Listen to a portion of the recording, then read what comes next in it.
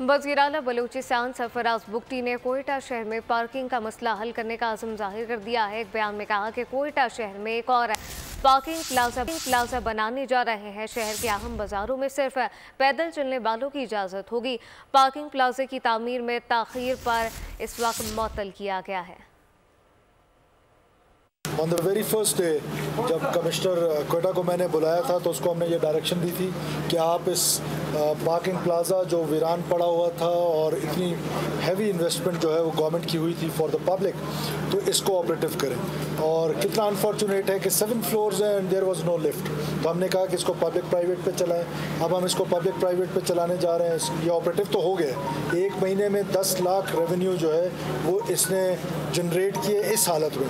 फिर जब हम ये बना लेंगे, साथ में हमारा भी हम इम्प्रूव कर रहे हैं, एक और पार्किंग प्लाजा हम बनाने जा रहे हैं, गोश्त मार्केट जो थी उसको, तो फिर हम ये जो अपने नज़दीकी कंधारी बाज़ार है, जिना रोड है और ये जो नज़दीकी हमारे बाज़ार हैं उन सबको हम वॉकिंग स्ट्रीट डिक्लेयर कर देंगे, वहाँ पर कोई पार्किंग नहीं करेंगे। सब्सक्राइब करें और बेल दबाएं ताकि कोई खबर रह न जाए।